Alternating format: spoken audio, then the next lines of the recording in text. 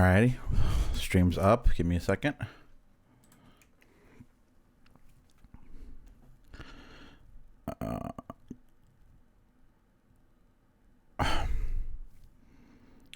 Stream is up.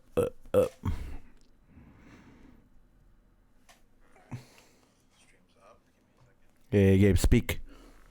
Picking. Don't mind me, I'm just slamming an RX bar. Extremely chewy.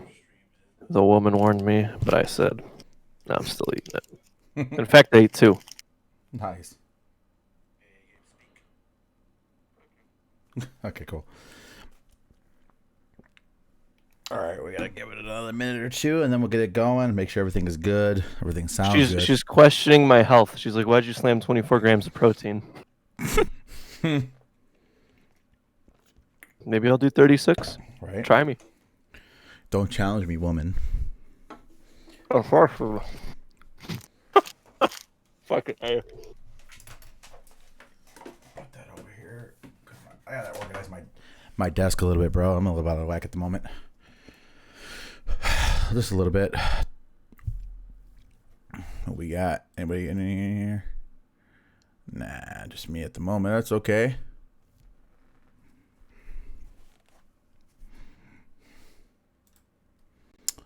Close that. 2 scoops of protein to go with the vodka from the magazine. What the hell is he talking about? I know exactly what he's talking about. Okay, so you know what he's talking about. Okay, cool. Yes, it's a thing. It is a thing. Alrighty.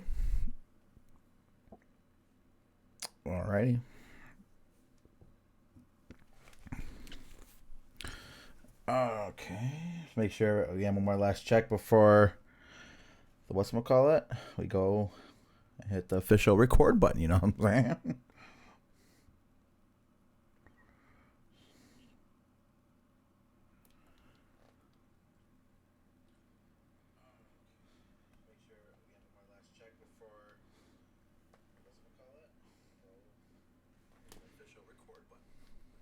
All right. Stream manager. Pull that up. We got. Alrighty, man. Are you just about ready, sir? Yeah. The second bar has been slammed. So let's do this. Let's obtain this green. Nice. Oh yeah, now we're ready officially. For sure, yeah, for sure. Now you got all that space. You're ready to talk.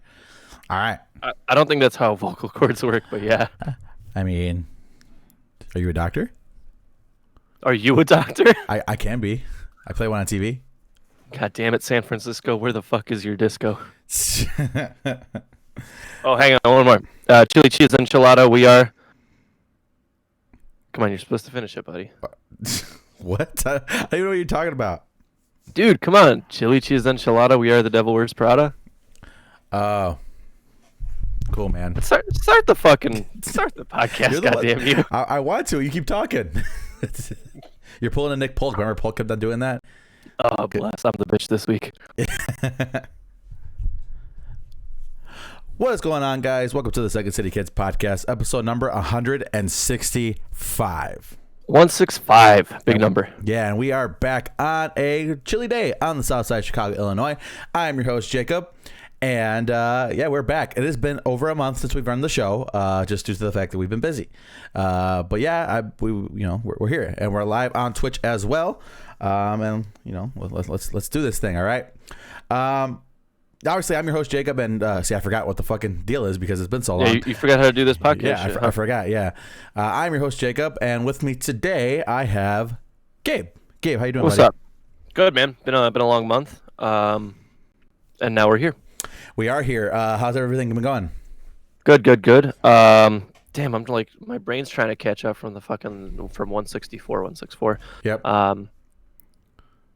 What did we miss? Well, you went to Nashville. Yeah, how was that? Yeah, I went to Nashville. That was fun. Yeah, dude, just got clobbered, ate good, and roamed about. So that was tight. Okay. Out of 10, what would you give Nashville? Like a solid 8.5. There we go. See? Yeah. Cool. I couldn't give it a perfect 10 because, well, I still might get mugged. This is true, but I think that's basically anywhere though. Yeah, I mean, you can get mugged anywhere, especially Yeah. my house. You'll definitely get mugged if you come over. Yeah, right. Yeah. Joke's on you though, because then you'll counter mug me, but then joke's on you again because then you'll just have to help me look for the money here because there is none. Okay, that was a weird train of thought that I was not expecting to go down, but that's okay. I've had 24 grams of protein, dude. I'm a fucking wild card today. Yeah, he's ready to go, man. He's ready to go. But yeah, we are back. Same deal, man. Like I said, it's been about a month, and we're living life, doing our thing. Yeah, just kind of keep everything together slowly but surely, getting through the start of this peak season, and hopefully, from at least on my end, hopefully it comes to an end relatively soon because I'm getting sick of this shit. I'm getting sick of these boxes, but it is what it is. So we have a little bit of an agenda to go through today, and I figured we'd take our time and talk about a couple of these things. Let's go ahead and get this crack-a-lackin'. If you wanted us to talk about anything live on Twitch land, just go ahead and drop a message on it, and we'll get chatting with you guys, all right? So let's go ahead and get this started. I believe you put this up here. I did. So Netflix and I guess Ubisoft are doing a little collab, and we're getting an Assassin's Creed Netflix show. There's not much detail, no release date, no details, anything of that nature. But I guess what are your thoughts on this? Because Assassin's Creed is kind of like a well-established franchise at this point, right? Yeah, my only thought process behind it is I'm kind of interested on what storyline are they taking. Like, do they plan on talking about like the Animus kind of a situation with Miles? Are they going to do it from that angle? Or are they just going to straight up go into the lore of it all? Because I think people forget that Assassin's Creed, the first couple of games were simulations. They weren't actually taking place during those time periods that they were marketed in. But recently, with the games, that's what's been happening. Basically, you just drop right into that world at that time period and you play through it. So I'm wondering what perspective they're taking on that, I got you. Because this was also what is my word choice today? We also got news of a Resident Evil live action series too. So it looks like maybe video game movies are making a comeback because we all know how well the last set of Resident Evils did. Yeah, we talked about the whole Monster Hunter thing last time we ran the show, but I think a TV series is something that we could work with. I mean, I think it's something that we could at least give a chance. We haven't really had a video game TV show other than the OG Mortal Kombat one that used to be on TNT, but that was like not really connected to the games. It was more like its own little standalone story. So sure. I'm kind of curious on what step they're going to take with it. What would you prefer? Would you prefer them to kind of just drop us in random time periods and living out those scenarios, or would you rather have the Miles aspect of the storyline? That's a tricky one because I feel like part of the allure of Assassin's Creed was playing through those time periods and kind of, seeing the architecture, experiencing the political dilemmas and stuff like that. And like the Miles portions, I personally didn't mind. I thought it was a fun way to kind of tie them all together. I don't know how well that would translate to a 8 or 12 episode TV run. You know what I mean? I do kind of have a route for them, but I don't know if they're willing to make the long-term investment. You could just do by season by time period. So like that first season would be like in the old, the original games time period, and then the second season would be, in the Italian Renaissance era. You know what I mean? So they can go season by season and kind of play around with the seasons and the stories at that point. I guess that's a route, but again, it's kind of a long-term commitment, and who knows how well it'll do. I mean, it is Netflix, so it's going to come with a certain type of quality with it, And by that quality, you mean they're going to start and fund 2 or 3 seasons, and they're just never going to get a conclusion once everybody's invested.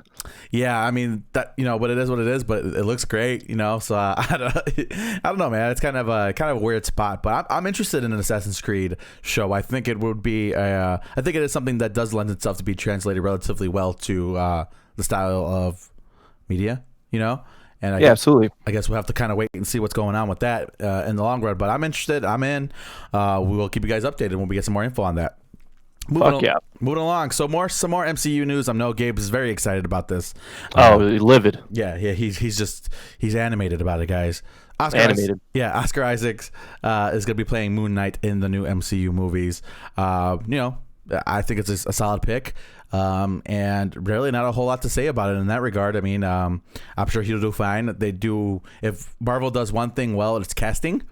So, I'm sure that that they have confidence in their pick, and I'm sure he'll do a good job. I think it's kind of interesting that he's the first to double dip in the X-Men MCU kind of a thing, I guess. Well, I guess there is Chris Evans, but that wasn't really X-Men. You guys, you get the point. One of the first guys, the second guys, I guess, at this point, to double dip into this universe and get another crack at another character that's a little bit more obscure. And I think that's what Marvel's going to be focusing on at this point, is getting some of these obscure characters leveled up, so to speak. So I think it's interesting. Yeah, man. Bring those weirdos to the forefront. Bring those kind of underground heroes and villains, and let's expand here. You know what I mean? There's one thing about Oscar Isaac and Moonknight is that you're right, dude. They fucking knocked it out of the park. He's like perfect for it. The face shape is like spot on, and I think he has like the perfect amount of sass to be Moonknight, because you need to be a little fucking sassy to pull that role off. Yeah, just a little bit, because the dude has like borderline personality disorder. So he has trauma, so you need to be sassy, right? Yeah, he has some issues. So I guess you kind of have, like you said, you kind of need that to pull off the style of role. But it's kind of cool, and like I said, they do casting very, very well. So I'd imagine that they know what they're doing, because they've known what they're doing up to this point, man. So we got that action. Next up, Halloween dropped. I guess, would you call this a trailer? I would call it a trailer. Maybe it was a little bit more of a teaser, but I was gonna say, but it's definitely more footage than we got at the second or the original teaser that dropped. So Halloween Kills, I think it's finally got its official new release date, which is in October of next year. So, because obviously it was supposed to drop this year. So Halloween Kills got a couple more footage, got a little bit more footage on that. It has a little bit of narration from Jamie Lee Curtis, talking about how he kills, obviously. And I'm interested, man. I'm in. I mean, we've talked about this before. Gabe, probably the biggest supporter of the Danny McBride Halloween film, and I'm excited. I'm looking forward to it. It looks like they're weathering the mask a little bit, because obviously he was exposed to fire last time around, and it looks like they're going to have a couple of searing burn marks on this mask, which gives him a little bit more of a sinister look, And did you see it? I did. It's it looks fucking great, first and foremost. And then secondly, so I have a couple sources that confirmed that in Halloween Kills that there will be a scene where Myers murders Danny McBride, but it's the Danny McBride from Pineapple Express, and he's gonna be like, "Whoa, man! No, I'm totally fucking with you." But it does look excellent, and I am super excited. This is one of those things where we've been waiting for it since pretty much the last couple minutes of the previous one, right? Like we were just both super on board with this stuff, and this is kind of your character, man. I'm excited to see it, but I will say I don't want to see any more. Give me like a Cinemax poster, and give me like a timer countdown. That's all I need. Okay. Because I'm already excited. You mean more of the film? You don't want to see any more of the film? You mean? Man. I thought you were implying that you didn't want to see any more from the franchise. I'm like, I got some bad news, buddy. Oh no! Just for this particular instance, I think there's enough to kind of grab people's interest at this point, and to hold them on for a bit. So small stuff, like I said, Cinemax poster, countdown timer. Maybe like toys and cereals, like let's get a Michael Myers figure and like the Rice Krispies, right? Now we're thinking. And and we're rocking and rolling, dude. Yeah. This movie markets itself. Correct. But I think what the most interesting aspect of it is that from a lot of the footage that I've seen, or a lot of the background that we seem to be getting on this, is that this movie seems to be taking place inside of Haddonfield Memorial Hospital, which is a throwback to Halloween 2, the original Halloween 2, because obviously that movie took place in a hospital. And I wonder how heavily they're going to lean on that, because it feels like every single time that they do this, when it comes to Halloween 2, they always have it take place in a hospital, even to a certain extent. Even the Rob Zombie one had like a dream sequence that took place in a hospital. So I like how it's kind of come full circle on that regard. We kind of mentioned the yesterday, actually, that how we were talking about how the zombie writers for the Call of Duty games are really good at like paying homage and like reinvigorating kind of ideas that were good but now are like past their expiration point. And I think Halloween as a franchise brings it around. Doesn't necessarily execute a perfect 10 every time, but Mhm. it tries. It tries. And so I'm super kind of appreciative of that because I liked Halloween 2. It was fun. I thought the setting was super creepy, and I think it'll be even more creepy this time around. Yeah, it definitely feels claustrophobic. We're not out and about in the burbs anymore. We are confined to these hallways in this creepy, silent, for whatever reason, hospital. And I'm in it, man. I'm in. Like we've talked about this on end, and I'm really looking forward to this. I can't fucking believe it's we're gonna have to wait another year to get a hold of this thing. It's quite depressing. I am saddened by this because man, fucking COVID, bro. It is what it is. Yeah, right. Yep, it is what it is. So let's keep it moving. Next up, Mandalorian is back. We are a couple episodes into the season. Man, if you ain't watching this shit, bro, you need to do it. Jon Favreau is doing God's work, straight up, man. It's weird how the Mandalorian is kind of all of the Star Wars fans like. Maybe the one thing they all agree on, like this is the shit right now, huh? Correct, yeah. Like I said, Favreau doing God's work. We've had some great homages so far with with this and this new episode that just dropped this week. If you know, you know, man. God damn, I've never seen a character look so badass in my life. So a quick little shout out to Favreau because I don't know if you caught it. Well, you probably didn't because you haven't played the game. But the episode with the Crate Dragon and the Pearl, yeah, that is literally ripped from Knights of the Old Republic. It is literally like almost a 1-to-1 replica of what happened. Really? Yep. Ripped it straight from there in like a good way, and not like he ran out of ideas, but it was a definite like hardcore homage. Like if you played KOTOR in 2003 and you saw that episode of The Mandalorian, you were like, oh wait, hang on, I've seen this before. For sure, man. And just a couple of things. They've introduced some characters that we've seen before. And like I said, doing God's work. I like how Favreau didn't give a fuck about what the new Disney sequel trilogy did. He's like, I don't care what they did. I'm gonna tie up my loose ends. I don't give a shit what they got going on their end, because he has a vision led by one man. We've talked about this in the past.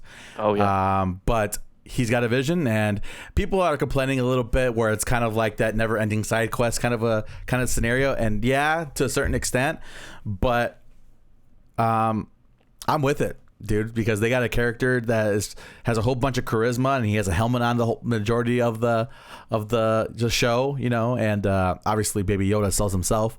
So man, this is so good. Me and my wife, we get excited every single time it's time to sit down and watch it. It's just one of our favorite things.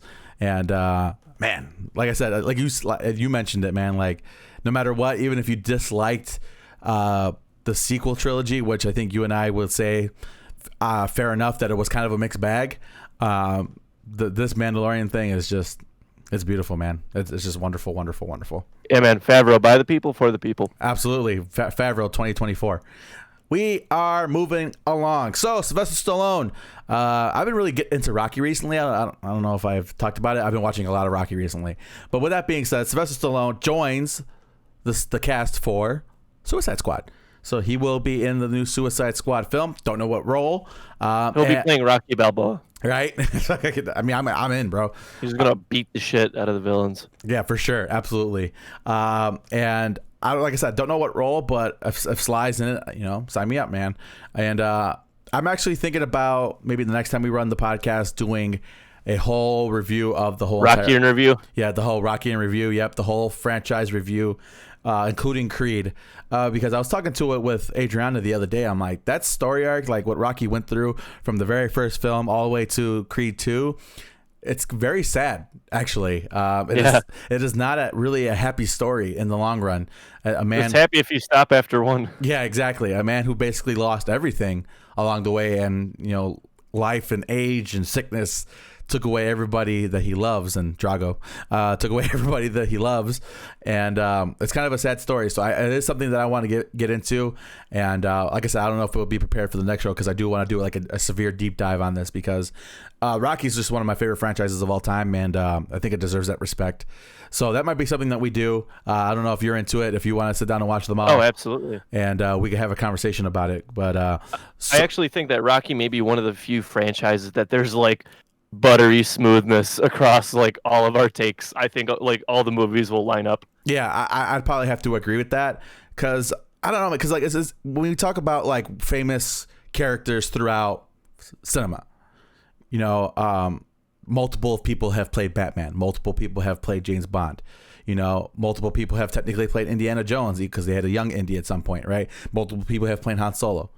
We've only had one Rocky, only one, and now he's a dusty Rocky. Yeah, and I think it's interesting, and I think it's something that is worth examining. So we definitely will do that soon. But yeah, Sly joining the Suicide Squad. I've been watching a lot of Expendables recently. I've just been on a Sly kick, I guess. It is what it is. But yeah, man. So I'm definitely into it. Mixed feelings about the Suicide Squad in general. We know how that goes. So I guess we'll have to wait and see. But that's some news for that. Absolutely. Let's talk Tom and Jerry. Were you a Tom or were you a Jerry, Jacob? I was a Jerry because I'm a little guy, so I can't help myself. But so you were an asshole. Absolutely. Still are, 100%. For the record, but yeah. 100%. Yeah, for sure. But so this is something I actually heard zero about. I had no idea that they were going to be dropping a Tom and Jerry film. And if you would have told me that, I would have think, well, it's a movie based in Tom and Jerry. But it turns out they're actually taking kind of a Roger the Rabbit approach with this. They got Tom and Jerry in the real world. I guess they decided to go their own separate ways. And, you know, Jerry goes one path, Tom goes down the other. Tom is hired to kill a mouse in a hotel, to hunt a mouse in a hotel. And it turns out that mouse is Jerry. So Chloe Grace Moretz is in this. And sign me up. Because I love how simple that premise is. And you can already imagine a lot of the shenanigans going on. Like he walks into the hotel room, and just eyes pop out of his head like, "Ah, shit, here we go again." Here we go again. Exactly. Yep. And it's just, and like I said, it's kind of this weird Roger Rabbit mix because it's not just Tom and Jerry that are animated. Like they have other animated assets in this film, and wouldn't have guessed that was the route they would have taken with that. You know, and I think it's kind of unique. We don't really get very many live action cross animation films, I think, because they're so hard to make, you know. And I think it's because we got Space Jam, Roger Rabbit, and those are the big ones that I can think of. I'm sure there's a couple more. Yeah, but like I said, it's not an easy thing to do. It's very hard to pull off. Roger Rabbit is still just one of the greatest movies ever made, just because of how difficult it was, I'm sure. And I saw it and I'm like, okay, you got to take my money, because that's something that I'm interested in. That's something that I'm into. I want to see Tom and Jerry in the real world duking it out. So I'm in. Fuck yeah. Yep, I'm in. Let me get a Tom, Jerry, Austin Powers crossover. I think that'd be hilarious. What you're so strange. What is wrong with you? Nothing's wrong with me, man. We just need an AP4. That's all. Yeah, right. For sure. Yeah, you've been talking about the Austin Powers movie for a minute. You need one in your life, huh? I need some more Mike Myers, but not that Mike Myers. Okay, cool, fair enough. Actually, wait, hang on. I got an extra saucy idea. So we take Halloween. Oh god. We do an AP4 cross. Anyway, moving on to gaming. So we got a pretty big game release that you bought because you always buy them. Correct. Talk to me about the new Call of Duty, as you do every November. Yep, Call of Duty Black Ops Cold War is now full. They needed to work on that. But so obviously this is the newest jam. Treyarch's series that just continues to go and keep on moving and do interesting things. I want to take a kind of point by point here. Let's talk about the campaign real quick. So the campaign features your own, I guess, kind of custom character. Left kind of ambiguous. They don't really give you a whole lot of information about the character that you create, and you go through this adventure that obviously takes place during the 80s. All right, Ronald Reagan's involved. Some of the old tried and true members of this team are involved, such as Mason and Woods. Nice. As well as a couple of new people such as Adler, Park, et cetera, et cetera. So you're going through these missions. It is kind of freeform, similar to Black Ops 2, where you could kind of play the game in kind of loose order. But with that being said, because you know, and I know, when you play Call of Duty campaigns, you expect a certain amount of just bang, boom, explosion, high energy moments, which it does have those. But there is surprisingly some depth to gameplay in the campaign that I think should be applauded. Because they do have some straight up sneaking around stealthy missions in this game, and I'm not just talking about like Gillied Up or something like that where you're a sniper. I'm talking about you have infiltrated the KGB headquarters and you need to not be discovered style of stuff. And you can kind of approach the mission in any way that you see fit. There's a variety of objectives that you have to try to hit, and you get them done. And if you don't, it affects the story. All right. And or affects the story in different ways. Similarly to Black Ops 2, there is a variety of endings that can happen, that can occur. The canon ending, I think, is a little bit of a cop-out, just due to the fact that you kind of see it coming, just due to the fact that some characters weren't as fleshed out as they should have been, if that makes sense. And I think what was more interesting was the non-canon ending, where it's just the most dark, scary, grim end of the world shit. Yeah, grim end of the world kind of a situation, which obviously just doesn't work with the canon that has already been established with this the Black Ops franchise. Just due to the fact that this takes place between Black Ops 1 and 2. So to a certain extent, certain people have to survive because you saw them already. You know what I mean? So yeah, I think it's kind of an interesting take. I was trying to poke holes at the plot a little bit, just because I wanted to see if there were holes to be had. Not a lot. I give them credit for trying their best to tie up some of the loose hanging points from previous Black Ops games.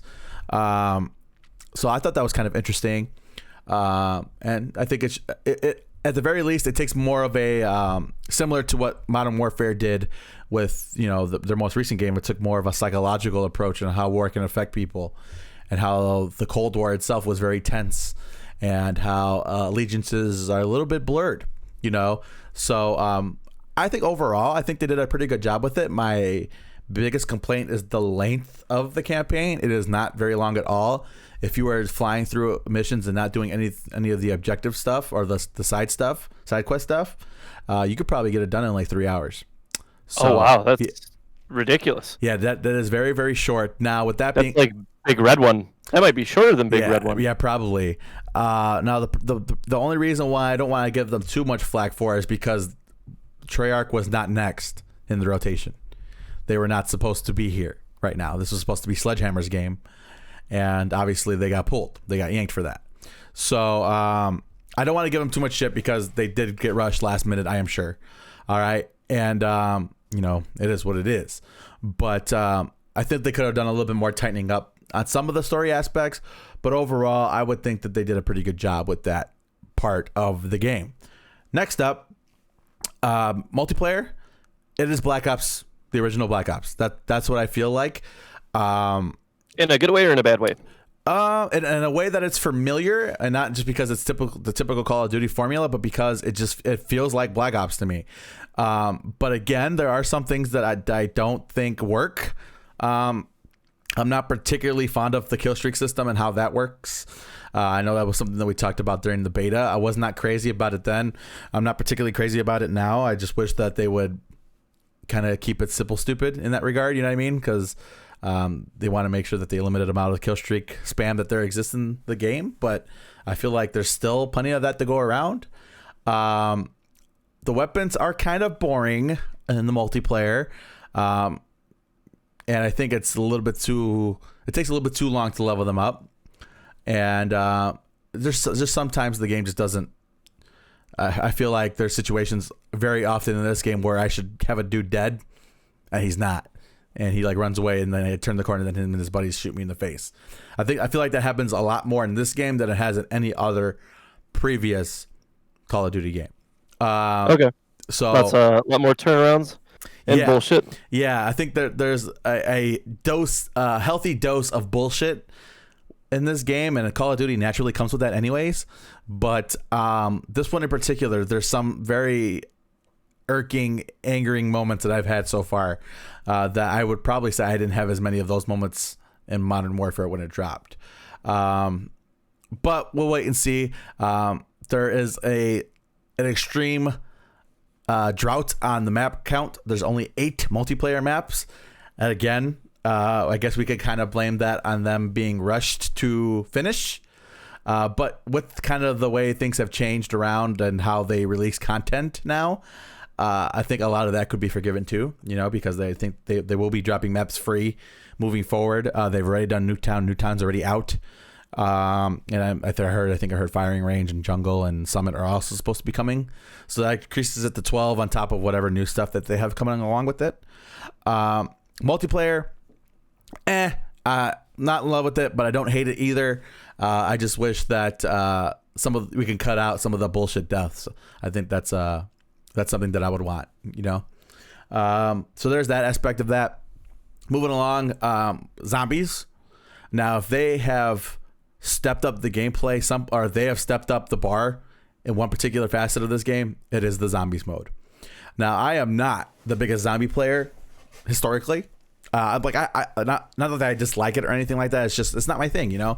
I'll hop in from time to time, shoot some zombies with some friends, and move along. But I've actually caught myself playing zombies on my own, which is something that I don't normally do. Nice. I was actually playing by myself today, and it is exhilarating. What they have done, they made it really hard. First off, because of some of the boss zombies that they've included, hard in a good way, challenging in a good way, challenging in the spinning multiple plates at the same time kind of a way. And you got that action going. I love what they've done with the perk system, how they've changed that around and made it more where you can have everything, but it comes with a price. I like the pack-a-punch system. They've changed that up a little bit as well.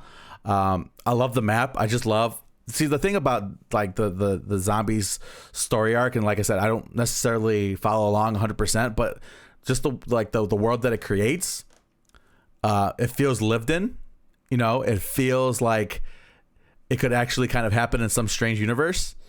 And just some of the way they design their levels and the way they make everything look is just gorgeous. Like, look at Kino as an example. Like, you know what I mean? Like, it's iconic at this point. Yeah, it's just iconic. Like, a lot of these zombies maps are iconic. Moon and Extension, like, it's just the way it looks. It's just visually stunning. And I'm in with that, man. I really do enjoy zombies. Like I said, I'm not the type of guy that normally plays zombies, but I've played it on stream a lot recently with the team. So really, zombies, they've done such a great job. I love the fact that they took an older map, the OG map, the oldest map, and have kind of expanded on it. And it kind of leaves that level of intrigue. You're like, wow, this was on top. I was on top of this the whole entire time. You know what I mean? And it's kind of cool, you know? And have like this whole different branching story arc. Obviously everything takes place in the same world, and canon is canon as they said in the game, or in the, you know, all the pre-release stuff. They mentioned that as canon is canon, but obviously from the decisions made along the way, you feel the impact of the decisions the characters made. And I just like it. I love zombies. I really do, man. If I could recommend one aspect, if they said, okay, if you could only play one aspect of this game, I would pick zombies. And wow. Okay. And that's completely new for me. I am not the type of guy to do that. So the zombies is extremely well done. It's a hell of a lot of fun, and I love it. The zombies is absolutely excellent. So overall, I would say I'm enjoying my experience with the new Black Ops games. I don't know. I did the new Black Ops game. I don't know if that's just my bias. You know, I'm a Treyarch guy. I love all the Black Ops games. I love the story. I love the characters. All of them. From every aspect of the game, from the zombies to the campaign. So I don't know if I'm just giving it the benefit of the doubt more than I probably should.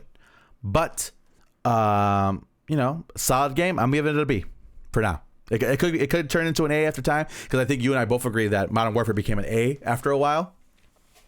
And yeah, that was my follow-up question, is that now what is the longevity and the lifespan of this game? I think it really depends on what they're planning on doing.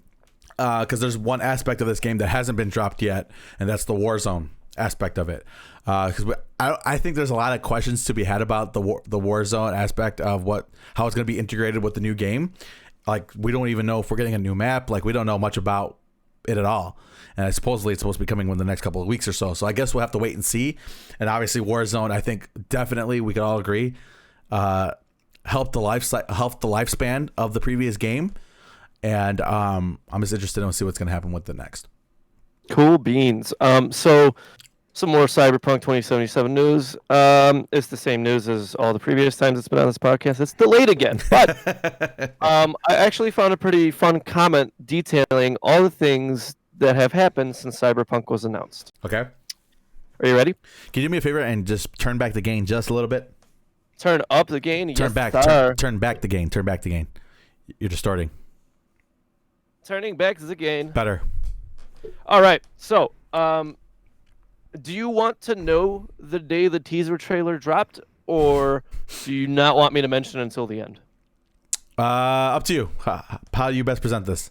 I'll save it for the end. So let's run Okay. through the things that have happened since the teaser dropped for this game.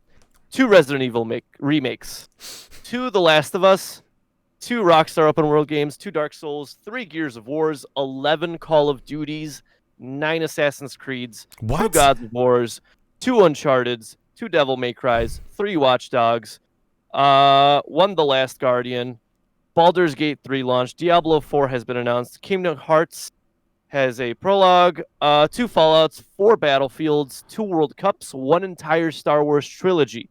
Crash came back with a remastered trilogy, 1 a racing spin-off, and a mainline sequel, 6 Yakuzas, 5 JoJo animations, 2 Popes, 2 Spider-Man reboots in theaters, 3 Avenger movies, the death of the Wii U and the birth of the Switch, the launch of the PlayStation 4 and 5, the Xbox One and Xbox Series launch, Stadia's birth and future death. All of that has happened. When was the original teaser dropped for this? January 10th, 2013. Get the fuck out of here. Has it really been that long? Yep, 7 years. Holy shit. Shit, at this point, they're going to have to call it Cyberpunk 2177. Jesus Christ. Oh, bless. That's fucking great. Yeah, Jesus Christ. Because at this rate, 2077 is going to be like, oh, this year. Yeah, the one that fucked me up was the 11 Call of Duties. I was like, oh, shit. Jesus Christ. That's wild, bro. Yep. So maybe, I don't know, maybe it'll drop this year. Maybe not. We'll see. Man. Well, I feel like we're getting more news on it, like how the game actually works, you know, because like it's been kind of this name that's been floating around. Everybody's like, oh, it looks cool, sounds cool, but what's it about? And I feel like at least we're getting what it's about these days, at least. So it's a bit ethereal in nature at the moment. Yeah, so that's kind of interesting. Wow. I like that. That was funny. What were you doing 7 years ago, Gabe? 7 years ago? Yeah, how old were you? I was in high school. You were in high school? I was 17, so I was probably a junior. Okay. Starting my junior year. Yeah, sounds about right. Wow. So Pompadour was still happening. Cool. I don't know about cool, but yeah. Hey man, it was your fashion sense. It was a warning sign. Correct. It was like a totem, like a death totem, right? Yeah. 7 years ago, I was 20, and I had only been dating Adriana for like 2 years at that point. Oh, nice. Think about that. So, just for reference, for those people who haven't known me that long, my Pompadour worked like the new Apex operator, where I could drop it, and if you killed me in the pit, I would respawn by the Pompadour. Man, I've been playing a lot of Apex recently, bro. Yeah, sorry about that. No, I actually, bro, like, in all honesty, like, you and I were like huge supporters of Apex when it first dropped. That I think both of us kind of fell off. And with that being said, I've been playing a lot with it, obviously on stream and stuff. Man, that shit's I'm having a blast. Now I haven't been getting a whole lot of wins. I blame that on Ish, but I know that feeling, my friend. But yeah, man, I'm having a blast. I accidentally unlocked a character that I fell in love with, so I'm ready, bro. But yeah, that's kind of funny, Gabe. I like that. So speaking of kind of like next generation and moving forward with gaming, the consoles have subsequently dropped, both of them, and they've been bricking. Both of them. Now, obviously, you guys have probably seen that famous video of the Xbox One Series X1 3000 Castlevania 4 version of the Xbox, whatever the fuck they're calling it these days, smoking. Apparently, that was fake. So, fair enough. But Bro, it's not even 21 yet. It can't be smoking. Nice. There also, saw that it was grinding disc. PlayStations have been shutting down at random. And they wanted us to believe that these things were not rushed to production. What did I tell you? What was one of the main reasons why I told you I'm not getting a next gen on launch? We were gonna wait and see all the little kinks get worked out. Yep. And I would say consoles bricking. It's a little bit more than a kink. Yeah, because like when you say kinks, I think like maybe some software issues and maybe some UI fixes and some setting changes and stuff like that. Like, but consoles straight up not turning back on, I think it's a little bit more of a severe issue. So yeah, it's kind of made me kind of glad I haven't been able to get a hold of one. Hasn't stopped me from trying, but here we are. And you can teach a man to fish, but you cannot teach a fish to man. That's for sure. Exactly. So exactly. So kind of interesting, and we'll have to wait and see. Again, I don't have one, so I don't have a review for you, which upsets me to a certain extent. Because I was really looking forward to doing that for the damn thing, and maybe yeah. Quick little tidbit on that. Sorry. Sony did announce that they are releasing more consoles before the end of the year, and to get in touch with your local retailers and stuff like that. So more are on the way. I think with time, it's going to be easier to buy one, obviously. But I think by the time like February, March rolls around, you could probably like walk into a Walmart, Best Buy, GameStop, whatever the fuck, and probably scoop one up, no problem. Yeah. Once the hype kind of dies down. I'm probably gonna wait to the point where it is easy to just walk in and wait till they start selling bundles. Yeah, well, they already got like GameStop got bundles out and stuff with it, like with their own shit. But I'm gonna wait. I think I'm trying to figure out like what game, because that's like the big thing. The reason why I'm not like totally devastated by it is because they don't have any games. Yeah, what the fuck are you gonna play on it? They don't have. I'm gonna play PlayStation 4 games. I already have a PlayStation. You know what I mean? Like, you have 2 of them. Yeah, exactly. Like, I don't know. Like, that's the only reason why I'm not freaking out, because I feel like a lot of the games that they have at launch weren't exactly world beaters. And I know Spider-Man Miles Morales is dope, but it's really just an expansion of Spider-Man. Yeah, the Spider-Man game that already exists. So, sorry. So, we'll see. But if God of War, as an example, dropped with it, I'd be pretty fucking upset.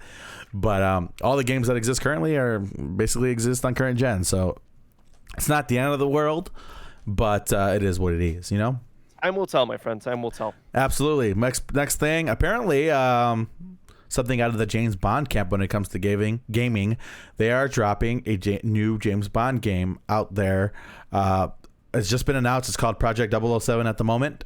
I'd imagine. So it's actually a racing game, and all the movies get their own. No, don't fucking listen to me. No, don't do that. But I'm because from what I understand, it's not like an FPS game. Like, it's supposed to be like a narrative-based game where you play as James Bond. Like a Telltale game? No, not like that, but like more of. I'm hoping maybe something along the lines of like maybe like a Splinter Cell. Okay, I could fuck with that. Like a Splinter Cell Hitman kind of a situation. Yeah, just don't have it be as dog shit as the Hitman games. Well, hold on. I know people that like those games. So I mean, it has good bones. For sure, yeah. And no fucking skin. I mean, yeah. Spooky season is over, my friend. I guess, yeah. It is now Krampus season. Yeah.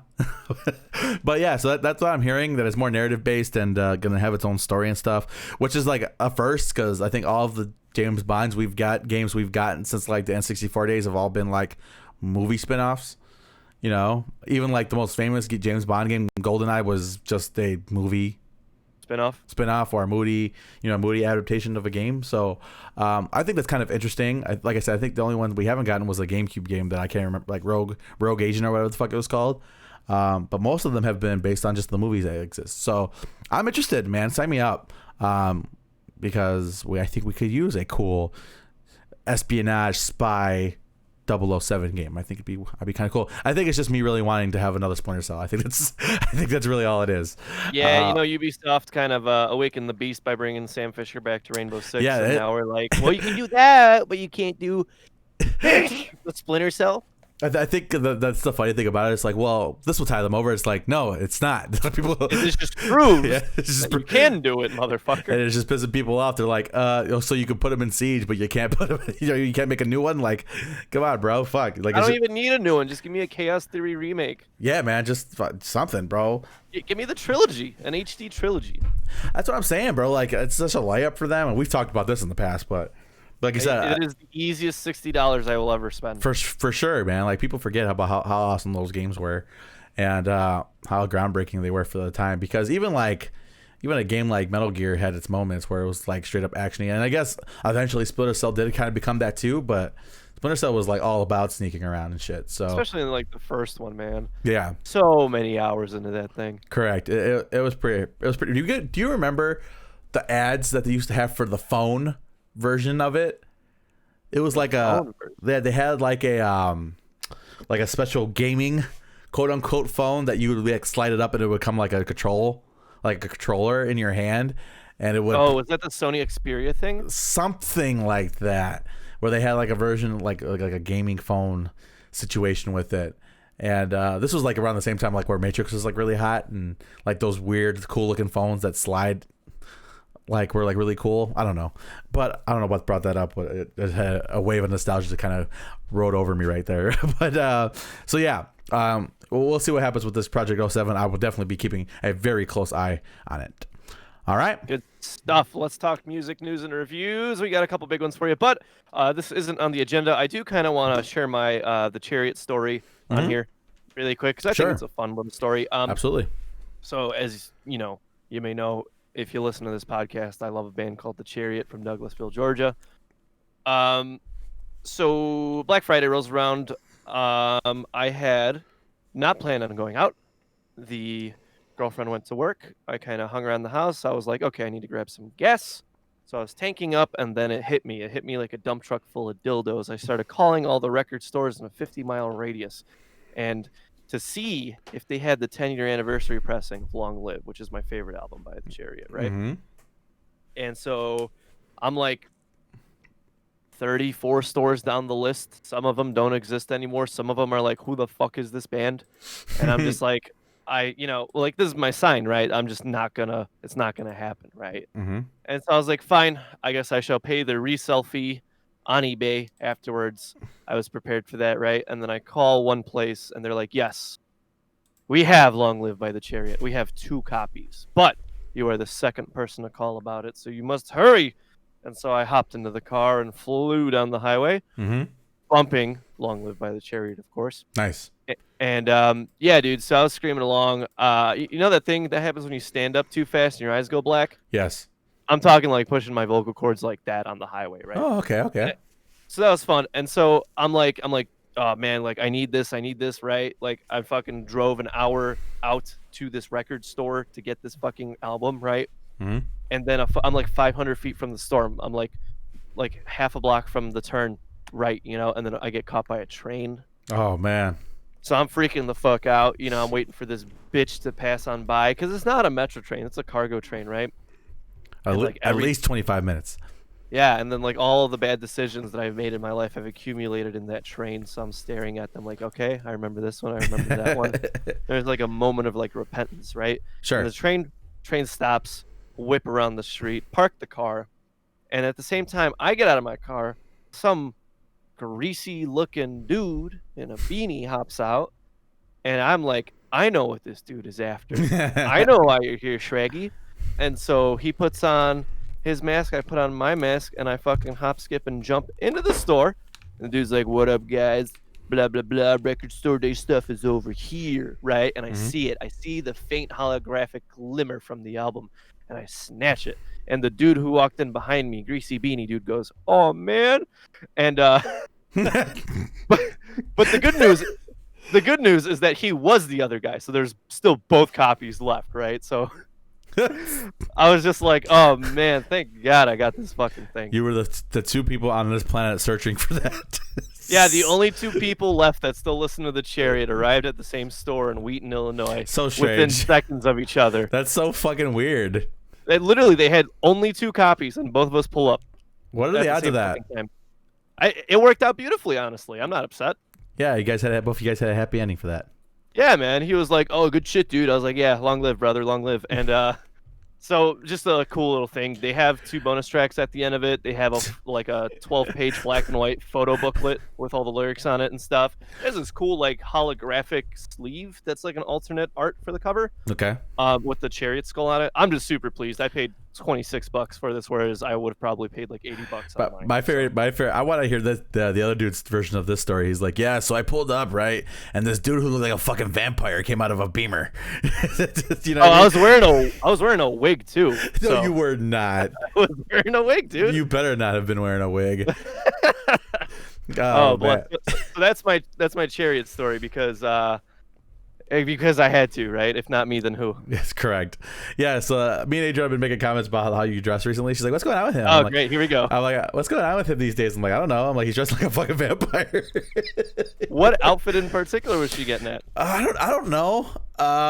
But I confirmed the fact that you look like a vampire due to the ensemble that you wore yesterday. So I'm like, that's kind of Yesterday? that was kind of I wore a cowhide jacket. I look like a cowboy. Yeah, but you had like sunglasses and the dangly earring, and it's like, yeah, it's a little. Nah. It's a little. Yeah, I'm a all natural. Or no, you can't even say vegetarian. I was trying to get at some weird like food dietary restriction for vampires, but cows are still meat. Correct. I failed and fumbled. But I mean, hey man, that's what happens when you grow up on Viva La Bam and him and all that good stuff. I mean, I did too, man, but I don't know if I could pull off the vampire thing. It's the tallness, dude. Yeah. You gotta be 6 foot. Yeah, that's what it is. I don't think I'm slim enough. I don't think I'm tall enough to pull off that. So I do more of like a tree trunk kind of a situation. Tree trunk situation. Just stay low to the ground and hopefully nobody runs into me. Yeah, and if you tap it just right, you'll get sap seeping out. Exactly. Anyway, oh, good stuff. So we got a career in review today. Yeah. And I don't want to say we discussed it. We kind of we crossed the brushes a little bit about how we felt about doing this review. Sure. So before we deep dive into the albums and eventually start bickering like an old married couple, I just want to say that Chiodos Oh man, here we go. is one of those bands that could have been a great chip name. And that's all. What? Yeah, Chiodos, like chips. Chiodos chips. Okay. So all right, what's your fucking problem? With what? What's your problem? I don't know. All right. Well, we'll start. All right. So, 2003, The Heartless Control Everything. Yep. It was not a bad first release. There was definitely a lot of roughness around the edges. And when I'm talking about roughness around the edges, I'm thinking like a saw blade, right? Where if you like pick it up wrong or if you grab it too hard, you're like, ow. That being said, I'm being very kind of like lenient here. Because it's like a first. It was 2003, yeah, and it was an emerging subgenre of music. And I was actually watching a Mayhem documentary, and this is relevant, I promise. But in the 80s, when they recorded one of their albums, they didn't the producer didn't mix it because he literally had no idea how to capture all this stuff and translate it, right? And I feel like there's a lot to be said about new and emerging waves, subgenres, shit like that. Okay. I don't totally hate the Heartless Control Everything, but it's one of those things where you're like, this is probably the first thing they ever did when they were really young. And that's okay, because it was a good attempt. I'm not upset at them for it. You got to put something out, right?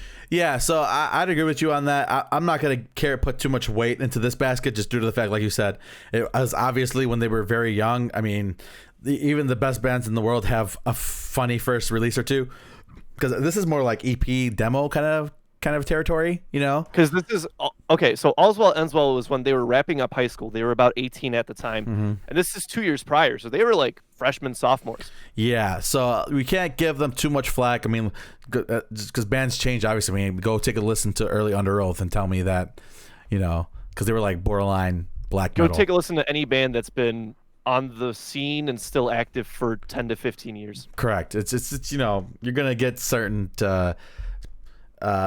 It's called growth, and we encourage that on this podcast. For sure. So, like I said, I'm not going to put too much weight on it. I didn't listen to it very much growing up, and I did not even hear of the album or this EP, I guess, until after the fact. So, until you did the deep dive? Yeah. Well, I knew they existed and stuff, but I just never really got to it because it wasn't very important. Because, like I said, I mean, there's a certain thing to.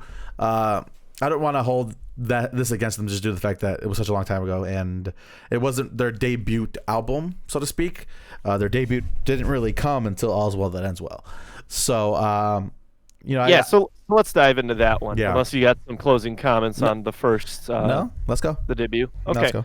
So All's Well Ends Well debuted in 2005. It broke a lot of Billboard charts, and Chiodos was pretty much catapulted into fame. Kind of being one of the forerunners of this sound, because you can see their influence in a lot of bands like Scary Kids Scaring Kids. Who else? I'm fucking Any band that had a high pitched vocalist after 2005 was inspired by this. Yeah, absolutely. Because if Craig Owens can do it, I can do it, right? A Skylit Drive, all those bands. Oh yes, how could I forget a Skylit Drive? Okay, so before we talk about album content, I do want to say that Chiodos is really good at making long fucking albums. Because I think this thing is like 55 minutes, if I'm not mistaken. 53, I believe. 53. Yeah, that's insane. Because I feel like one of the most common complaints we have about albums, EPs, stuff like that is that it's like, dude, it's 22 minutes. Yeah. Like, Sanction is gnarly, man. But come on, 22 minutes. Like, I can't even finish fucking in 22 minutes, you know? Chiodos kind of, and they're not, like I said, they're not the first band to do it. Pink Floyd has long-ass albums and stuff. But in this scene, they made two things very prevalent. And one of them was long fucking albums with, like, fun exchanges in between songs. And I want to say that they're one of the better bands that did the long, sceney names. Like, There's No Penguins in Alaska, the words best friend become redefined. Baby, you wouldn't last a minute on the creek. Do you want to talk like iconic long ass song title names? You're gonna bring up Chiodos, you're gonna bring up Old Bring of the Horizon, and you're gonna bring up Fall Out Boy. Like, those are the big three, you know? Correct. That being said, what did you think about this album? So the thing about this album in particular, and full transparency, when I first discovered Chiodos, this was the album that had just dropped, and I did not like it very much. There was some very good highlight tracks on the album. The ones that are the singles, Where's Best Friend Come Redefined, Baby, A Little Less Man on the Creek, those songs. To me, it just feels like there's a heavy level of unbalance between the songs that weren't singles versus the ones that were. It was very experimental, very, very strange, very weird. And especially with some of the rawness of the vocals. I think this is a band, especially with that first album, that you could tell had a tremendous amount of musical talent, but it was very raw and very unrefined. And to me, to a certain extent, it felt like they were kind of just throwing stuff up there just to kind of be weird and avant-garde, and to a certain extent. And to me, like Craig, because people talk so highly about Craig's vocals, this album, I don't see it at all. He is very loose. Right, because I think this is where the first of the fissures is going to start. Let's equate this like this: if Heartless is trying something for the very first time, right? Like, your buddy takes you to like your boxing class, and he's like, "Yeah, man, like, you just try it, right? If you like it, you like it. If you don't, never come back, right?" I feel like that All's Well Ends Well is the beginning portion where you pay your monthly due, you start coming in maybe once or twice a week. Before work, before school, whatever it is, and you're slowly starting to get into it. You don't quite got that bob and weave yet. Your form is still super sloppy, but there's something. And that something is a kind of a commitment to yourself. And I feel like that's what All's Well That Ends Well does. It's a commitment to Chiodos as a brand. Because we see a lot of themes and a lot of kind of stuff from this album in literally the rest of their fucking discography. Correct. Yeah. For sure, especially when it comes to some of the imagery and like some of the things that they like, some of the routes they decided to go with hard things like looks and a sound to a certain extent. Because like I said, the highlight tracks are very, very well done, and they sound very, very good, and they're very beautiful and cinematic in certain ways. And the ones that aren't, they're just kind of weird. It almost sounds like a ripoff Taking Back Sunday, but just not nearly as talented in a certain extent when it comes to those guys. And it was Chiodos doing TBS. Yeah, it was just not TBS doing TBS. Yeah, it was just a strange amalgamation of songs. And like I said, when I first listened to the band, I didn't really like it because I'm like, sure, they have a couple of good songs, but overall, the vocals are really extremely whiny. And just some of the quirkiness, like you said, kind of the funny titles, it was almost like they were being overly cute. You know what I mean? Like they were trying to be funny and not be a band. And it kind of took it. It was very hard at the time, because I was there, to take that seriously, And they obviously blew up. They got really, really popular. They started touring with big bands and stuff like that. Like Linkin Park had a tour with them, for crying out loud. But for me, and all the Warped tours, and then a tour with Devil Wears Prada, who was massive around the same time. Correct. And I'm not crazy about this first album, and I know that's kind of blasphemy when it comes to like the purest Chiodo fans on the planet. Like they love this album, say it's the greatest thing since sliced bread. I am not in that camp. So here's my take. I will agree with you that the highs are extremely high on this album, and they're kind of blinding in a sense, right? Correct. But Yeah. I don't particularly think the lows are all that garbage. I just think a lot of them are average or maybe just slightly above average. But a lot of these song titles, I only remember for the weird, quirky song titles. I will give you that toss up kind of there where it's cute sake for being cute sake. But I feel like this album is equated to when you're making a fun Here we go. little headpiece for an occasion or a costume or something, and the hot glue is kind of holding stuff up, but you can tell the pieces and the decorations that are the center point, that are the focus, that are very well retained, whereas some of the smaller bedazzled rhinestones or leaves or whatever the fuck are kind of falling apart. But they're still attached. And it's still character. Yeah, and there's still character. I think as an early album, right? Because this is their first album, truly, right? Correct. That was like a proper album. I don't hate it. It's one of those things where if you're doing a discography or if you're doing like where do I start with Chiodos, there's gonna be 3, 4, 5 songs that are like a necessity. Sure. An absolute necessity from this. For sure. And then in 2008, 3 years later, we got Bone Palace Ballet Grand Coda. Can I say something about Craig Owens? Go ahead. All right, he's a talented man, Oh, here we go. but he does this weird thing. You know how when Aaron Black fires off his revolvers, they like bounce around inside in the X-ray move? That's Craig Owens' voice. He rattles my fucking sternum or my lady antebellum, my fucking something inside of my head, and I just got to put it down. And I hate to say it, I got halfway through this album, I had to put it down for a little bit and kind of clear my head and come back to it. Interesting. Something about Bone Palace Ballet. Okay, don't get me wrong. It's a great album, and if you want to talk about good fucking production, this is like one of those albums where like, yo, dude, if you want to learn how to produce early 2010s-ish and make it sound both good and fun and lively, and all the instruments are clear, and you can separate the sounds really nicely, and you can almost even tell what some of the effect pedals are, right? This is like a prime time example. The production is lovely, but something about Craig Owens' inflection or just the key he was singing in this album, it like rattled me, and I had to put the headphones down for a little bit. Really? Yeah, right around, and then the liver screamed help. Okay. So halfway mark, maybe a little less, a little more. What are there, 16 tracks, 15? Depends what version you listen to, because there's like a version. So there's that has 14, not including. No, there's 13. 13. Not including the acoustic last two. So yeah, just about halfway through the album, I had to put it down. Okay. For about an hour before I picked it back up. Okay. Can you quantify that? Like, do you know exactly what the issue is? I think it's me, and I'll be honest here, because I'm trying to be with these career interviews. Obviously, we're gonna eventually touch on favorite albums or albums that we both really care about. I think it's me, man. I think something about Chiodos, especially this album, and myself. I don't find myself craving this album, or honestly, most of the singles off of it. If we're just being like truly honest here. So, but that being said, there's a lot of musicianship. Quick question then. Yeah. When we did the March Madness tournament, how did it make it so far with you? Previously? Because like I said, objectively, it's a phenomenal album.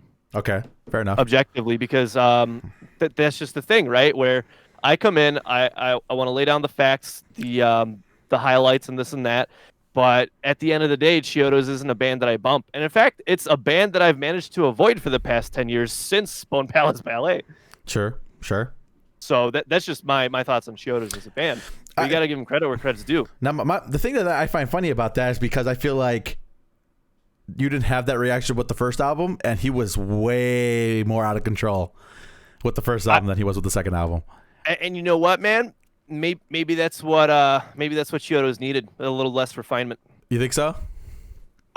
Craig Owens is one of those characters, man. He's one of those characters. He's one of the like A-tier vocalists in this scene, right? There's no way around that. But it's one of those things, man, where you have this prettied up by the rules player, and then you have kind of young Craig Owens, who's a loose cannon, and that weird experimental shit, like in All's Well That Ends Well, and like a good chunk of Illuminaudio, I fuck with heavy. Well, Illuminaudio wasn't even Craig, so. Oh yeah, you're right, because that's the 2.5 year gap where he wasn't there. Yeah, it was Brandon. Yeah. Yeah, there we go. But maybe Chiodos as a brand and as a band needs a loose cannon. Interesting. In my opinion. Interesting. So yeah, I think very highly of Bone Palace Ballet. This is when I hopped on and was like, okay, I'm in.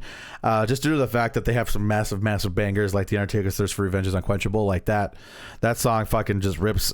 It rips hard. Yeah, If I Cut My Hair, Hawaii Will Sink, absolute banger. Yep, as a progression of a cannibal uses for it, just rips. A lot of these songs just rip, and this is like when I signed on. Now at this point, the biggest issue that I've always had with Chiodos is Craig, and I felt like at this point, at least I felt like he kind of found his.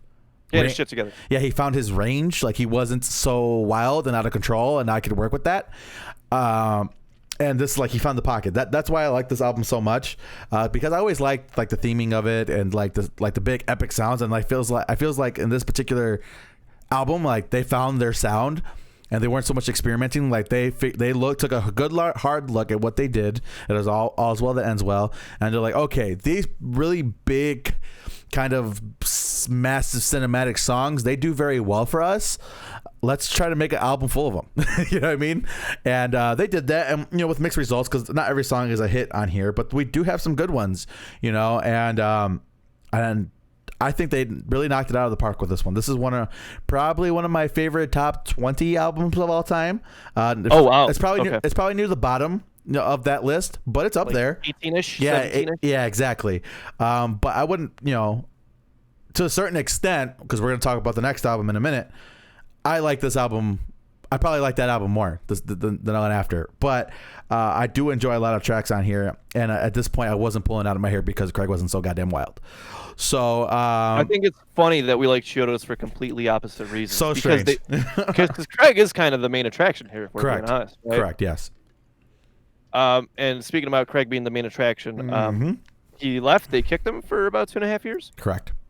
And then Illuminaudio happened. The first thing I want to say about Illuminaudio as I don't want to call it production, but as a feel of like the sonic resonance of this album, I love it so much because it's like you're in this like very architecturally open space, but it's still enclosed. So you get that nice like warmth and like the reverb of the sound on it, dude. Illuminaudio just does such a nice fucking job of like this pseudo openness. Do you know what I'm talking about? Yeah, it's like almost like you're watching a set at like the Aragon. Correct. Yeah. I'd have to agree with that.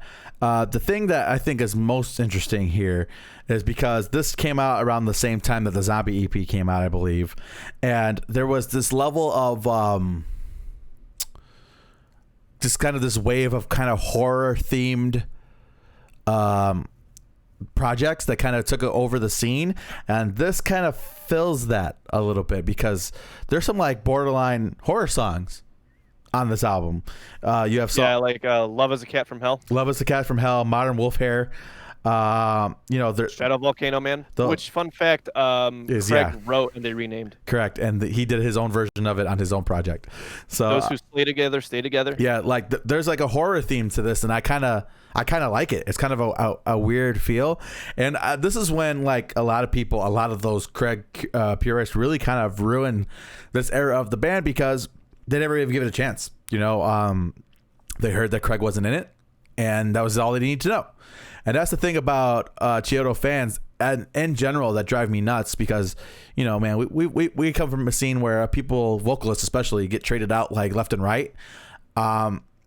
This was one of those big arguments back then. It's like Rodney, Craig Mabbitt kind of a situation like with Escape the Fate, or, it's in that elk. And this album I enjoy a lot, especially like Caves. Like when you talk about spacing, like I imagine the intro to Caves where it feels like you're in a cave. You know what I mean? Yep. And the way that those drum parts echo, just really fucking hit you right in the chest. You listen to this with a good sound system, bro. Your innards are vibrating in a good way.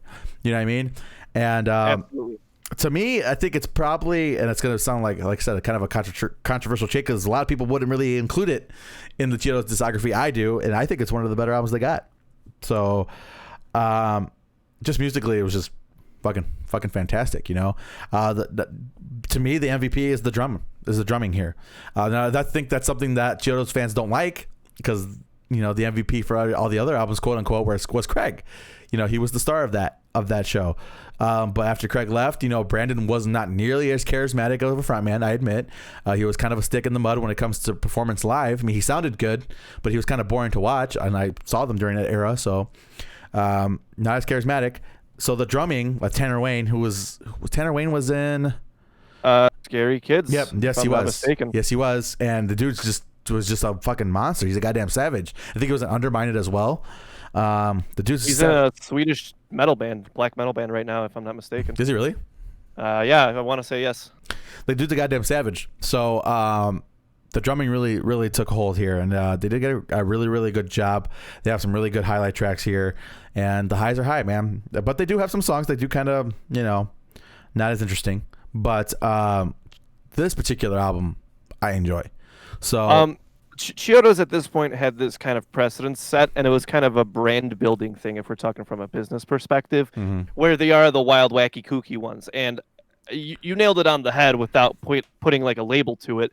But the replacement vocalist, Brandon, great dude, great vocalist, had like the range for it. But Chiodos is one of those bands like the Chariot, where you don't really listen to them until you see them live. And dude, it's just one of those things. How are you gonna outdo Craig Owens? Charismatically, all that stage presence, all that energy, the jumping about and shit like that. It's hard to do. I think what this album suffers from is the lack of backup on tour, because Chiodos toured non-fucking stop since 2005, if I'm not mistaken. The only breaks they took was to record. Correct. And for a band that relies so fucking heavily on the live show,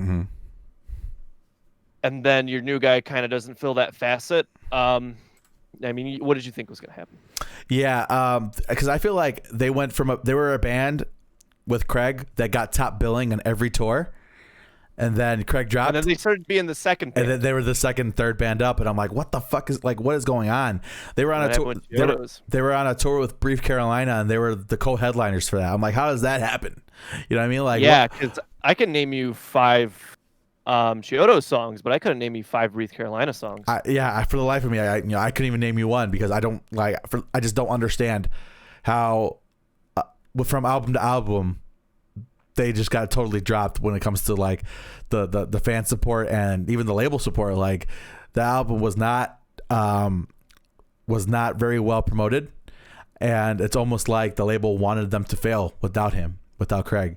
So they kind of took it on the teeth when it came to that, man. And a little bit of a bummer, because I thought it had some mileage in it, but the fans didn't want it. They made that abundantly clear, man. When the album dropped, man, you do yourself a favor one day and go to YouTube for Caves. Look at the comments. You're gonna see exactly what the fuck I'm talking about, bro. Oh, well, it sounds cool. It's good, but it's not Craig. It's like, what? It sounds good, and it sounds Craig cool. is marketable, and Brandon wasn't, unfortunately. Correct. Yeah, and that was which kind of goes to show, huh? That like, are these Chiodo fans, or are they just Craig Owen fans? They're Craig Owen fans, because when he started up his new band, they all flocked, went over there. And here I was, who was a fan of the band as a whole, because they're tremendously talented musicians, and everybody else was like, well, Craig's over here doing drugs. Two types. And he was doing both, though, just to be perfectly clear. Correct. And I'm here like, well, I'm like, Chiodos is still kicking ass. Like, why are we not giving them love? And you know what bands suffered the exact same fate? Maybe not financially, but the reception-wise. Which one? Vanna. With the Davey Muse tossing. Yeah. And granted, they recovered. They recovered very well. Yeah. Okay. But you know damn well, when Davey became the new vocalist, people were not having it. Correct. They got over it, though. Yeah, because they stuck with it. And so now, in my head, there's a new continuum where Brandon stayed the Chiodos vocalist. Forever. We'll see. Speaking about continuing with Chiodos, we're going to go ahead and skip over the Essentials collection, because that's just the best of. 2014's Devil. Okay. So Craig is back. Still doing drugs. Both types. No, fucking drug split after this, because nobody could stand being in a room with the man for fucking more than 6 months at a time. Keep going. Yeah, so Devil dropped, and nobody cared. It was okay. I think what I like best about this album, because I like to look at the good stuff, is that Craig takes time to belt out and to really kind of serenade those slower parts in these songs, which is nice. Whereas you get it here and there, right, in previous albums. Yeah. But this one really kind of hammers it home, like Why Monsters Matter, Duct Tape, and Under Your Halo are like perfect examples of what I'm talking about here. But Yeah. I like that. And then they broke up, and that's it, and that's all I got to say about Chiodos. No, that's basically it. Honestly, bro, when any of these songs from like I would say the album is okay. It's average. Yeah, it's average. Overall. Anytime any of these songs come up on my shuffle, I skip them. So, Same. Absolutely same. So in fact, I have none of this saved. Why is this on my shuffle? And immediately skip it. yeah. So I don't have a whole lot to say about Devil because I was disappointed with them at this point. So pretty much they split. I want to say like 6 months after the release of this album, and I believe Craig said it was because Chiodos has ran its course, and none of us kind of want to do this project anymore. So they split on good terms, we'll say. And that was it. So they had an 11-year run if we're including the first demo tapes, right? What do you think is the lesson here? Because I feel like Chiodos could have gone very differently, right? Like my prime example for a band that blows up way too quick and it gets to their hands is Rage Against the Machine. Now, Chiodos had a very similar trajectory where, that first proper album release, they were, like I said, catapulted into the limelight. Like they were the band to copy, right? Yeah. Like they were the Asking Alexandria, or like now like the Wage War, whatever the fuck you want to say, right? Correct. But they kind of held it together for a while, and they had kind of an honorable discharge, if we can call it that. Sure. Not on a grand finale like Let Live or The Chariot, or I would even say Vanna went out with a bang, right? I think the lesson here is that when bands play, when a band forms, when a band gets together, we should support the band, not the members. Because as much as we like to pretend, that the members are important and having that original members are important, Under Oath didn't get big until they lost Dallas. Yeah, and then I'll say this. I like Dallas's other project, Maelian and Sons, way better than his work in Under Oath. Correct. Say what you want, about Old School Escape the Fate. Craig Mabbitt's been in that band for 15 years now. You know what I mean? Like, if you stick with it, it will work. Like you said, Brandon wasn't gave it the chance, and they saw that the album didn't do well, and instead of sticking with it and sticking to their convictions, they're like, okay, we'll crack them back in because we need this albums. Well, that's the exact same thing we laid up with the first demo. It's like, well, maybe Brandon didn't have time to wear in the shoes. You got to break them in. Correct. And he was never given the opportunity to, and Chiodos is proof of that. And exactly what happened, the dude came back, and again, everybody decided that they couldn't spend any more than 6 months in a room with a guy. You know what I mean? And that was it. And they're probably a band who has had more to contribute because the musicianship is phenomenal, and it's always been phenomenal. But for whatever reason, they just couldn't keep it together. There's a reason why Craig Owens hasn't been able to sustain a band since then, and we start to evaluate the problem here. You know what I mean? I put him in the same, same bag as Johnny Craig from Dance Gavin Dance and Emerosa and all his other bazillion projects, Slaves, all his other projects that he's had. The dude can't keep his shit together. The dude can't get his ego out of the way, and the bands fail because of it, So I think it's kind of sad. Chiodos, I think the whole tale of the tape is that it's kind of a sad story, about a band that had everything, that had all the talent in the world, that had the fan support, and just couldn't keep it together. I think that's fine and dandy, and I'd probably agree with most, if not all, of that. Chiodos for a little bit felt like lightning in a bottle. Correct. I think it was like a new drug, and I'm not talking about Craig Owens drugs, right? Okay. But it was one of those things where it was like, it was new, it was fun, and they were the best ones doing it when everybody was eating up this style of whiny vocals and like drop detuning. You know what I mean? Yeah, for sure. People were just devouring it like they've never eaten in a buffet before, type shit. And for a little bit, it really did feel like it was lightning in a bottle. But eventually, you're right, that bottle cracked.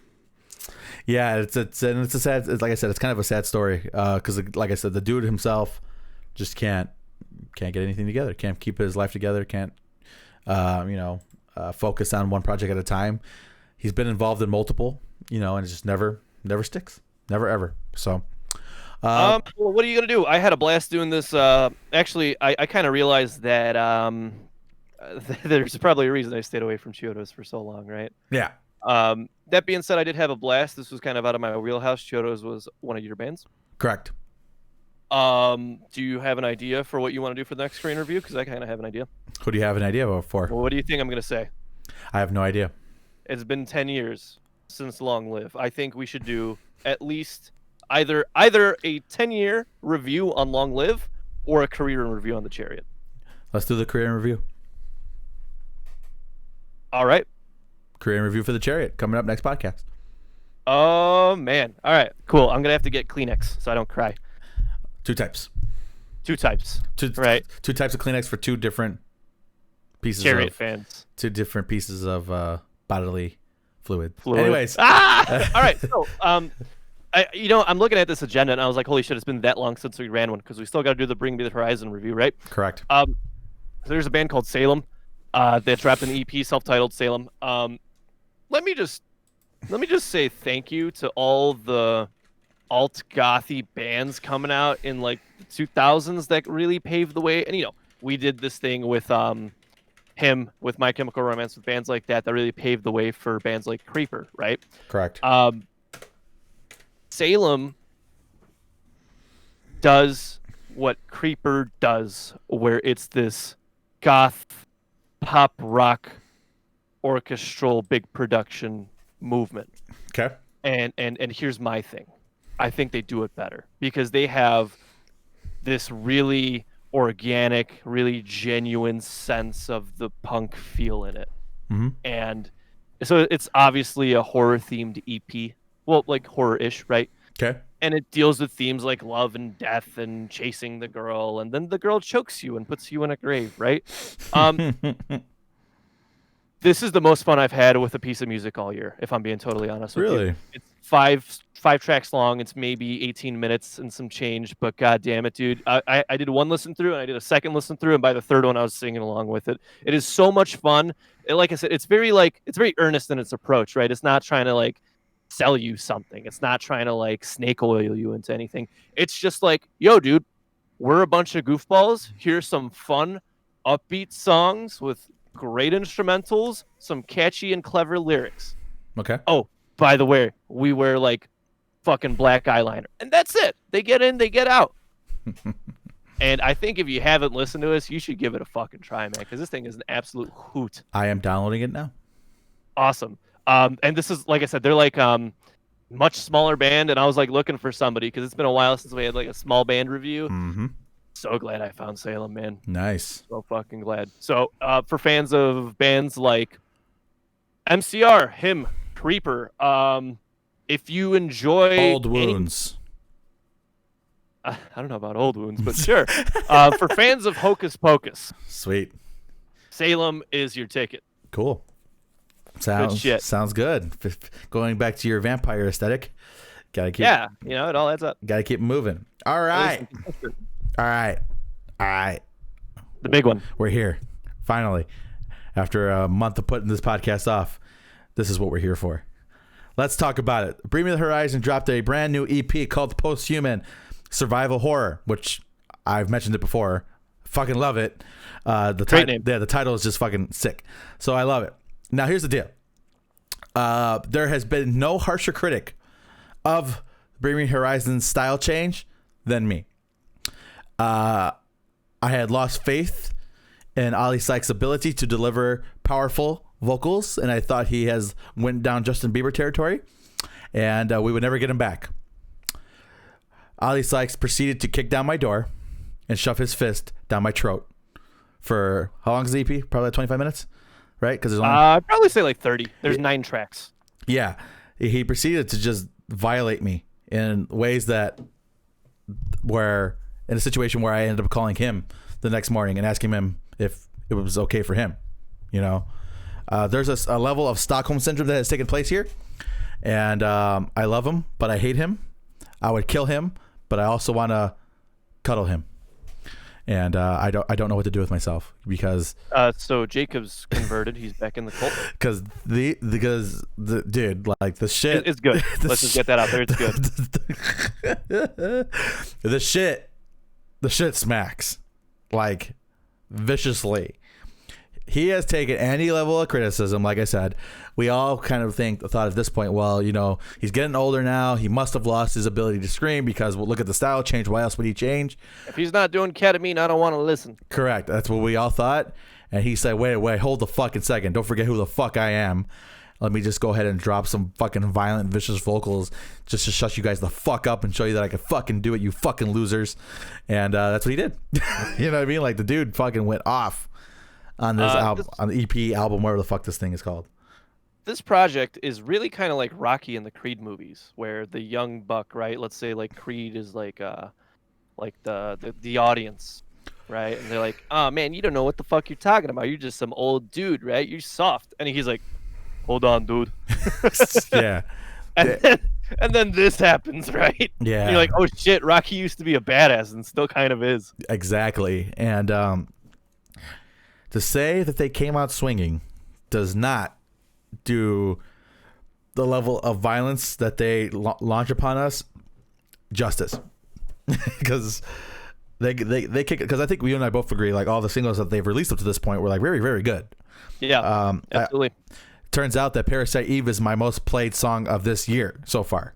So, and like all the singers were like, oh yeah, really, really good. And then they're like, oh yeah, by the way, Dear Diary just fucking will bulldoze you to the fucking ground. Oh yeah, by the way, Kingslayer featuring Baby Metal will just melt your fucking face because it's so goddamn awesome. Yeah. You know by the way, we got Amy Lee on here, and it's gonna make you want to roll up in a ball and cry in the tub. Basically, yeah, with fucking bleeding mascara and shit, kind of like an old Evanescence video. In typical BMTH fashion, the project was kind of a big production, kind of, I don't want to say tightly knit, but interlaced song to song, right? And you really feel it. The theme and the atmosphere of the music is conveyed all throughout. I love every single song on here except Luden's. And I think not crazy about it either. Not because it's like an okay track. I just feel like it was almost like a cop-out. Putting it on here, like it was tacked on. That's what it felt like. Yeah, it was like, oh well, we have Luden's. That's not on like an official release yet, right? That's what it felt like. Correct. That being said, dude, every fucking single song on here is just great. It's very, very well produced. To no surprise, the instrumentals are fabulous. The size, right? Whenever they release a new project, the scope, gigantic, right? Yeah. The Kingslayer, you texted me. I was like, I'll get to it when I get to it. It just fucking blew my sunglasses off when I put it on in the car. And just everything about this is very well done. Parasite Eve is an absolute banger, and I think that'll be like the new Sleepwalking for a little bit. Yeah, I hope so, because it's just, like I said, it's just kind of this crazy, unhinged kind of performance by these guys, and it feels like they took kind of the criticism and say, okay, we'll hold my fucking beer real quick. You know what I mean? Yeah, they've been a very good like class act for a while now, right? Yeah. And then it's like, well, when I was in high school, he brought exactly that back. Correct. He's like a businessman in a suit trying to play football and decimating. Yeah. Because he was this big 280-pound quarterback. Correct. Yeah. Yeah. And he just, man, like I said, he went out of his way to, like, anybody whoever was critical of his performance on his most recent albums to be like, okay, hold on. You want heavy? Okay. Yeah. Let me get the fucking. Oh, what was that brand for the stupid cartoon anvils? That was in Roger Rabbit. Acme. Acme. Yeah. And so he went and got an Acme anvil, and he was like, all right. All right, y'all want to fuck? I feel like fucking Eddie Valiant's brother. I got a piano dropped in my fucking head after listening to this goddamn album. Shit was fucking crazy. I think it's no surprise we both love it. It's probably A territory, if not super close to for both of us. I'm gonna give it like an A-. I'm thinking A right now. Just due to I wish it was a little bit longer. Like, that's like my smallest little nitpick with that. To be fair, we were spoiled for a very long time with Suicide Season, with There Is a Hell, and with Sempiternal being such masterworks of puzzle pieces being conjoined together. And they did kind of disclose that, hey, like, we're not making like traditional albums anymore. So I'll give the length the pass because I understand it, but Yeah. I give credit where credit is due. It's a phenomenal piece, and I'm kind of excited to see what they do next because they're all supposed to be themed, if I'm not mistaken, right? Yeah. So my curiosity is that because, like you said, everything's supposed to be kind of themed. Is the next Posthuman going to be focusing more on their soft sound? Like, is that what they're doing, or are they just kind of keeping these things together thematically based on like lyrical content? You know what I mean? Like that's what I'm worried about or interested in, because Posthuman survival horror, you would be like, oh yeah, that's probably a heavy album, right? But it's Posthuman fucking Lakes by the Seashore going to be, softer, as an example. I don't know. But at this point, I can't really give the man much shit because you mentioned this before, that they're just doing what they want to do. And they proved that, yeah, I could do that still. And you don't want me to because I'll make everybody else in the scene look bad. But we're doing what we want, and we don't necessarily want to do a heavy album every single time. So, I mean, I can't really I can't give it too much shit, man. I can't at this point. You made your amends with Bring Me the Horizon? Yeah, because the shit just... Ugh. It's like they've been accumulating all like the dirt and grime and heaviness and anvils in like a closet since That's the Spirit came out. Yeah, and they've just been waiting. They've been waiting patiently to drop this on everybody and just be like, okay, I got you. See? Told you so. You want heavy? Yeah. I want heavy, okay. Because, bro, I felt like fucking Apollo in Rocky 4 at White and Drago. I get like getting fucking hit in the face, but instead of like throwing the towel, I'm like, man, you better not stop this fight. That's what I was at. It was just bad in a good way.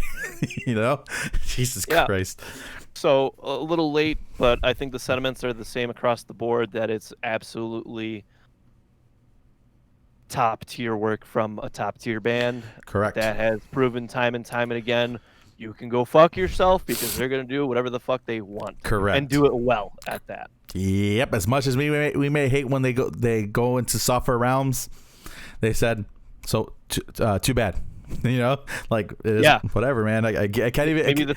I can't even do it. I can't even say shit about it anymore. Like I can't even talk shit because I'm sure this will hold us over for a couple of years. For sure, yeah. For at least 2 or 3 more soft releases. Correct. Then we're gonna be like, okay, come on. Yeah. Do the thing again. Yeah, do the thing. Do that thing. Do the thing. It's like when you pester your wife. It's like your birthday. Can you make that dish I like? Correct. Exactly. Come on, do the thing. Do the thing. I like the beer bread. Do the thing. Correct. Yeah, exactly.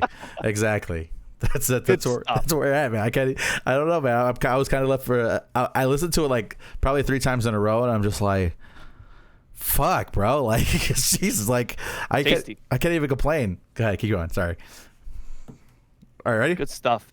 So speaking about Bring Me the Horizon, we were supposed to do this a very long time ago, but we're finally getting around to it. Best consecutive album releases, and I said don't do the obvious one. The obvious one being There Is a Hell into Sempiternal. Mm-hmm. Just because it's super obvious. Mm-hmm. I feel like that's like the golden boy here. Mm-hmm. So I have 2 + 1 prepared. Okay. How many did you bring to the table? I think I got 3. 3. Okay, you go first because my 2 + 1 is one with a variation. Okay. So I'm actually going back to back with one of these, and that is The Architects, which is a little cheating. Lost Forever, Lost Together.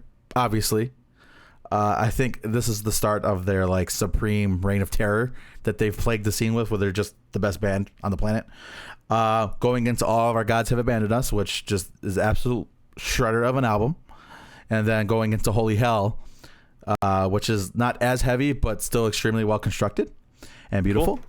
And I guess we'll have to see what the next album sounds like, because I like what I've heard so far. So maybe it would be a back to back. So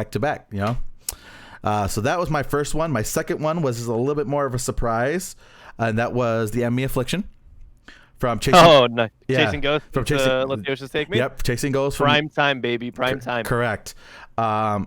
Just a extremely well done pieces of music, because Amity is one of those bands that you could just sing along with and kind of get your feelings out, and both albums just did a tremendous job of that. And I just love the kind of theming of the kind of the quote unquote the main character on the album cover. It's meant to be a 2-parter, where it's that same character kind of experiencing different levels of emotion, from obviously from severe depression to maybe freedom to a certain extent. And it's really nice because Let the Ocean Take Me doesn't really lean on me, or I should say lean on Chasing Ghosts. I'm sorry. Yeah. So there is that, and something a little bit more recent. Code Orange, Forever, Fuck going yeah. into Underneath, which is just, I mean, man, at this point, Code Orange might get my album of the year.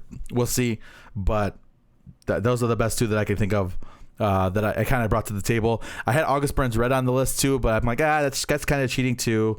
And I also had Under Oath, but I'm like, we've talked about those albums at length, so I kind of wanted to bring something a little bit different to the table with that. And I think, well, maybe see if I can pull up one more in a second. Yeah, sure. So I brought two fun ones. Sure. I think you'll like both of these. So the first one is you take any two consecutive ones from their first 4 albums. Alex is on Fire, self-title, Into Watch Out, Into Crisis, Into Old Crows, Young Cardinals. You take any of those two that were consecutive, and it fucking works. Correct. And then the other one, I was trying to find the right words for it, and then you said The Architects' Reign of Terror. Yeah, overseas, their Reign of Terror. But if you want to talk about Reign of Terror at the home front, Laugh Tracks Into a Different Shade of Blue by Not Fucking Loose. Mm-hmm. You want to talk about a band that reinvigorated hardcore as hardcore, this is the one. Unrelenting, unforgiving, back to back to back. If you've ever wanted to get into a bar fight, I always say go Dropkick Murphys or go Knocked Loose. You will not find a better bar fight track. Yeah. But the only difference between those two bands is that the Architects have had a longer run. Absolutely. On top. You know what I mean?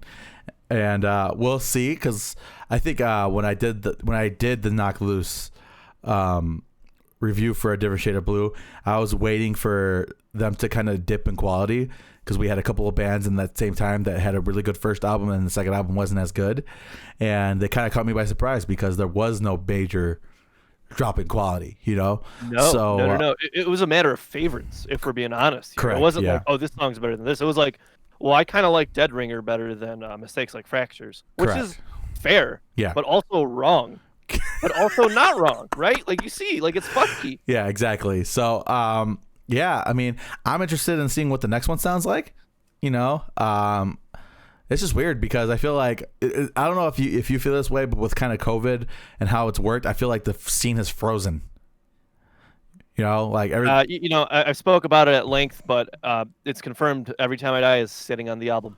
Yeah, it feels like everything is just kind of stopped, you know, and it's because it's like we're in the middle of a loop, especially when it comes to like a band like a Knock Loose and like a Code Orange to a certain extent.